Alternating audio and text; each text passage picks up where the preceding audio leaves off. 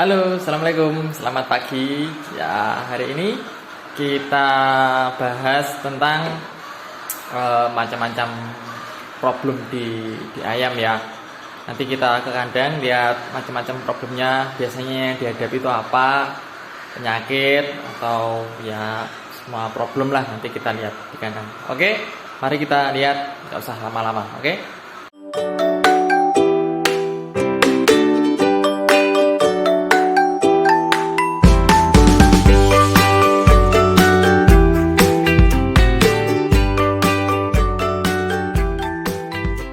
Ayamnya guys, jadi ini ayamnya sekarang saya pegang Elba, layarnya nanti gantian. Oke. Ini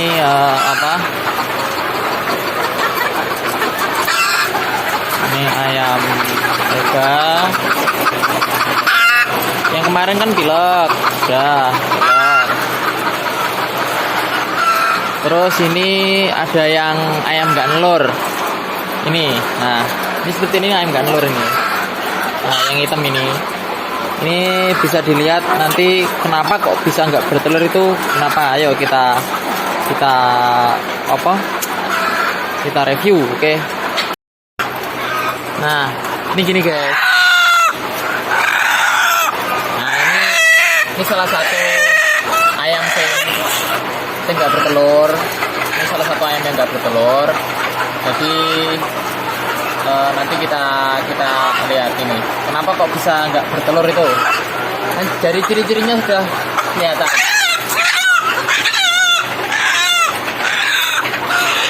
Dari ciri-cirinya aja udah kelihatan kalau ini ayam nggak bertelur. Pertama dari face-nya, dari wajah.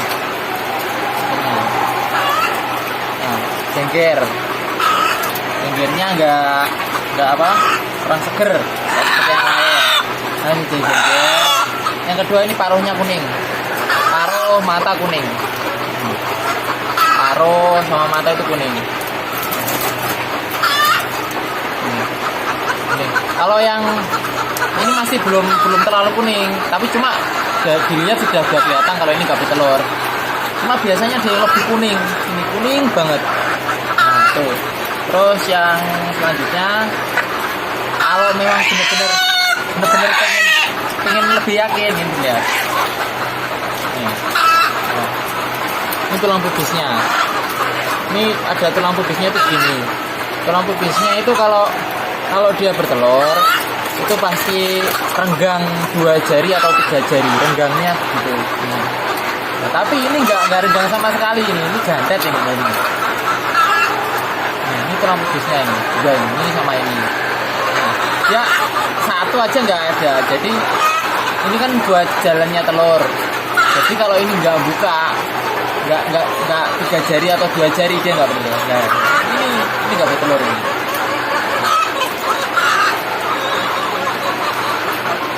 Tuh ciri-cirinya. Sekarang kita masuk ke baterai lagi.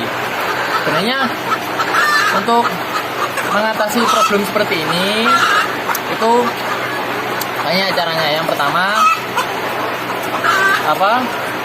dilihat dulu dia memang sakit atau memang bobotnya yang turun.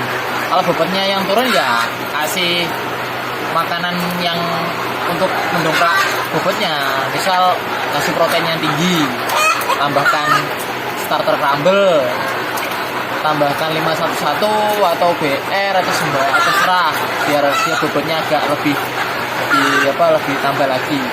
Itu ya. Terus habis itu bisa dibantu sama vitamin E. Dia vitamin E itu fungsinya meregenerasi sel. Jadi kan ini kan bisa diakibatkan sama regenerasi selnya itu lambat. Jadi dia untuk memproduksi uritan itu agak lama, agak susah.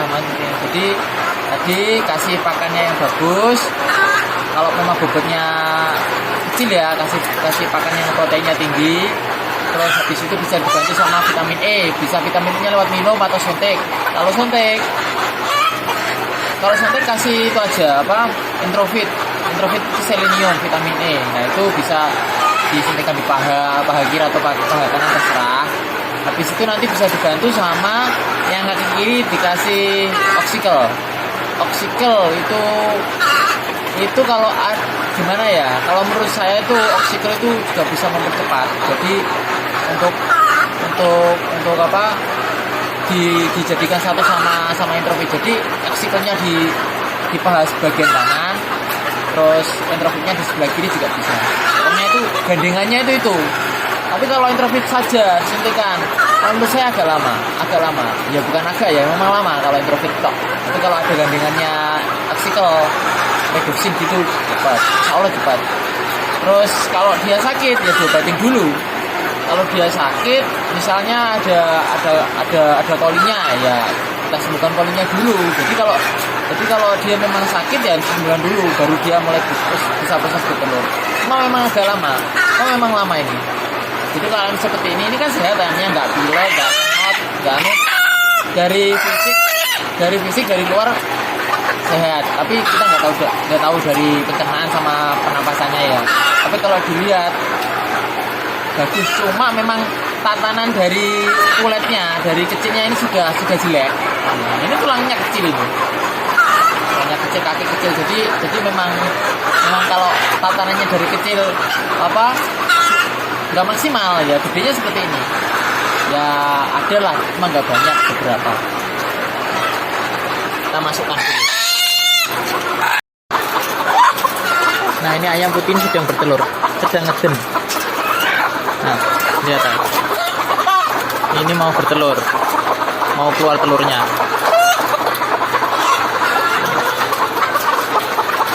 Kita lihat. Nah, itu dia telurnya. Ini tuh ayamnya itu sebenarnya kalau dari sekilas dari fisiknya luar itu sehat, dominan sehat semua. 90% ke atas itu sehat ayamnya ya.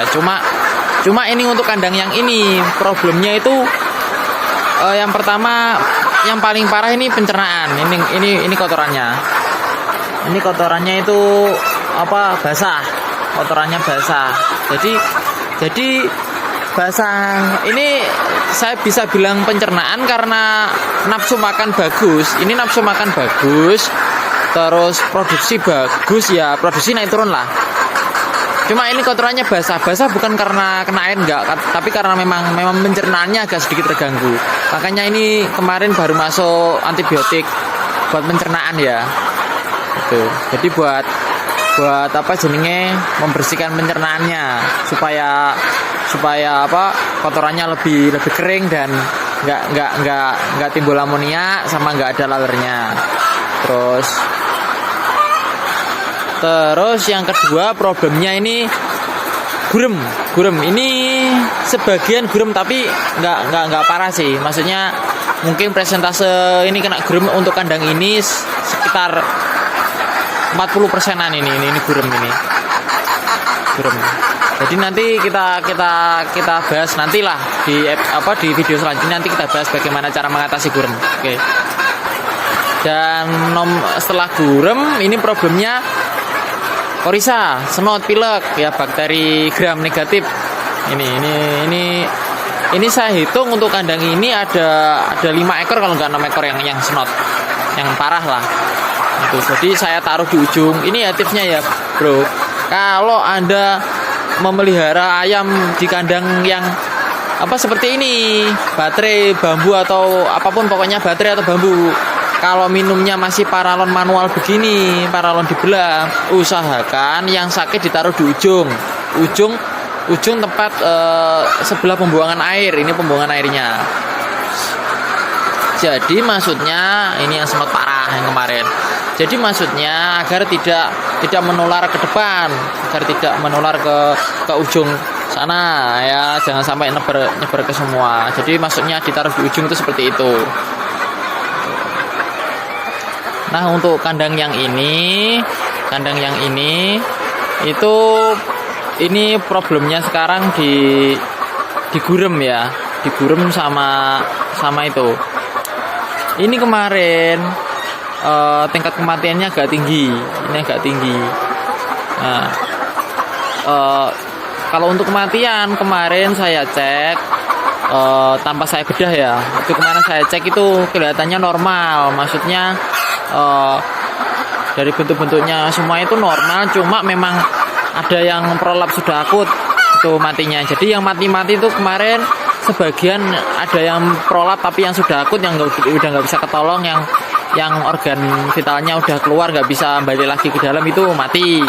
Pokoknya tipsnya kalau ayamnya isi 2 begini, satu baterai isi berdua begini, kalau ada yang prolap atau ada yang luka atau ada yang sakit, entah mengeluarkan darah atau enggak, itu kalau bisa segera dipisah. Soalnya begini, kalau ayam yang berdua nih tingkat kanibalismenya tinggi. Jadi untuk dia saling nyucuk, kalau ada luka saling nyucuk itu tingkat tinggi. Sama hati-hati telurnya ya, pasti nanti kanibal kebanyakan. Jadi untuk triknya di sini kalau kandang open ya begitu, kalau hawa panas kita harus bisa antisipasi panas, jadi jangan sampai kanibalismenya muncul. Soalnya kalau kandang satu baterai isi 2 dia rawan atau rentan. Terus kemarin juga kasus kematian saya condongnya ke itu sih, ke antibiotik. Makanya kemarin tak antibiotik ya. Maksudnya begini, ayamnya itu secara fisik sehat, tapi tiba-tiba mati, bukan head stress.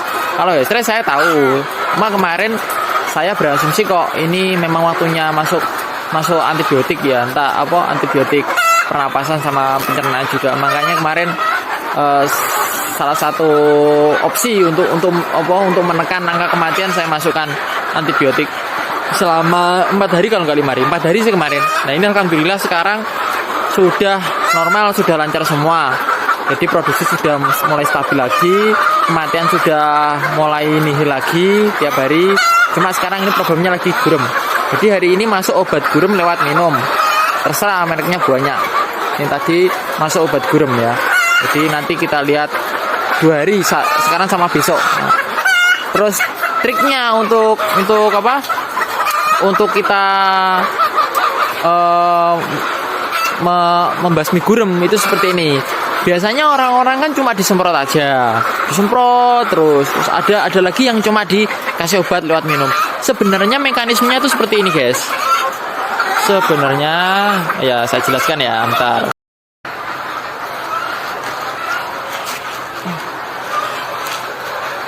Oke, saya jelaskan guys. Sebenarnya mekanismenya obat gurem itu begini. Jadi kan kalau menurut saya ini, triknya kalau menurut saya itu begini. Kalau Anda punya satu kandang itu ternyata ayamnya guremen. Nah, ya pasti kalau gurem pasti mengganggu produksi sama feed intake ya, pasti gurem itu yang pertama ayam nggak nafsu makan, dia garu-garu terus, jadi tingkat stresnya lebih tinggi kalau ayam gurem itu. Terus dia lebih cepat stres, jadi metabolismenya terganggu, pencernaannya terganggu. Jadi gurem itu sebenarnya itu simpel tapi efeknya luar biasa. Jadi tadi pasti ganggu produksi, ayam kurus-kurus, nafsu makan nggak stabil, seperti itu. Jadi begini, triknya kalau masuk obat gurem, kalau menurut saya itu gini. Yang pertama pagi kasih obat gurem lewat minum. Yang paling bagus dipuasakan dulu 1 jam atau 2 jam. Puasakan dulu, habis itu langsung masuk obat gurem lewat minum. Nanti sorenya langsung disikat semprot pakai obat gurem. Terserah mereknya, ada yang dari Medion, ada yang dari TMC, ada yang dari MCI, semuanya ada, banyak lah. Nanti beli obat itu sore sekitar udah ada gelap. Yang paling bagus sih jam 5 ke atas. Jam 5 ke atas sudah agak mendung, agak gelap, langsung disemprot.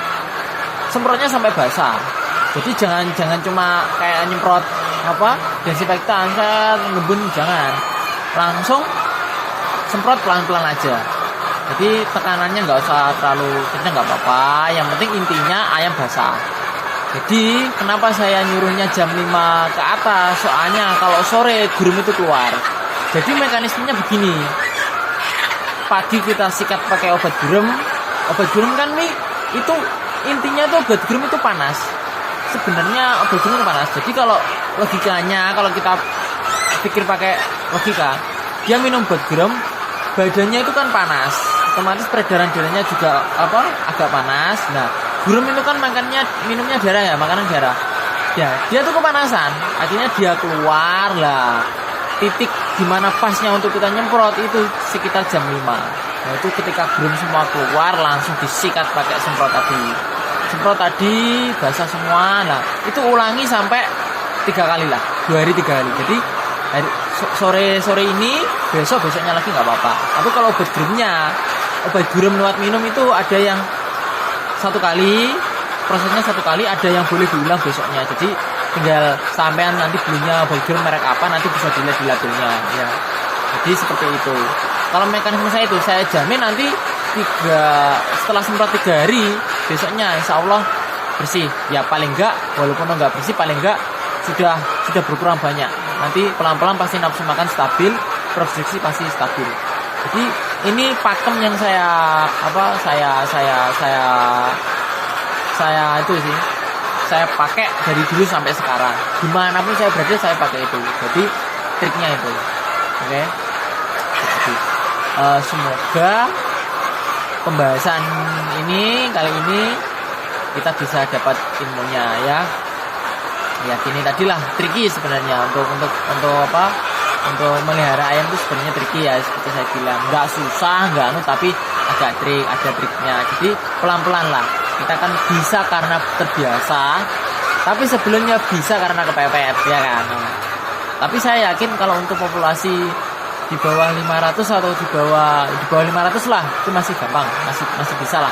Soalnya gini, kenapa kok ayam populasi sedikit itu lebih jarang sakit atau lebih jarang terkena macam-macam problem daripada ayam populasinya banyak. Nah, ini maksudnya kalau ayam populasi sedikit otomatis di situ perkembangan bakteri dan perkembangan jamur atau penyakit dia kan sedikit, lebih gampang ditekan.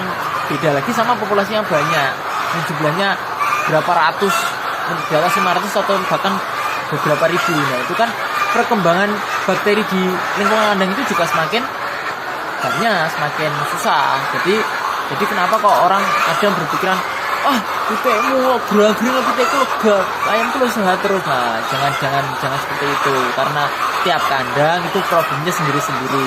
Ada yang kandangnya bersih, dia dia rapi bersih, ayamnya sedikit kan alhamdulillah sehat terus. Ada yang kandangnya orangnya nggak bersihan, tempatnya kotor, lingkungannya kotor, otomatis juga itu tempatnya banyak bakteri, jadi otomatis ayamnya juga nggak sehat. Jadi untuk anda jangan underestimate dulu, jangan putus asa dulu. Wah, itu katanya melihara ayam susah. Enggak, melihara ayam itu gampang, asalkan kita niat, asalkan kita mau belajar, mau berusaha, insya Allah bisa. Buktinya saya, banyak teman-teman saya yang nggak bisa tapi mulai belajar, akhirnya dia mendapatkan passionnya, mendapatkan gairahnya di bidang peternakan. Itu nggak apa, saya dukung. Yang penting tetap mau belajar. Oke, wis sudah panjang lebar kita cerita. Semoga ilmunya bermanfaat untuk pembahasan kali ini. Jangan lupa subscribe, komen, like, dan lihat videonya ya. Insya Allah saya akan tetap memberikan video-video yang intinya mengedukasi ya. Intinya mengedukasi. Ini real. Saya melihara ayam dengan metode cara saya sendiri. Jadi ini yang sudah saya peroleh, ini ilmu yang sudah saya praktekkan selama bertahun-tahun, lebih dari 5 tahun sudah saya praktekkan. Jadi insya Allah aman ya. Terima kasih.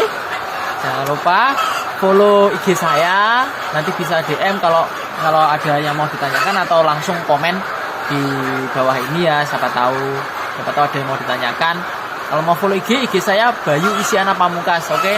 Jangan lupa di follow atau bisa DM, oke? Jangan lupa subscribe, like, komen.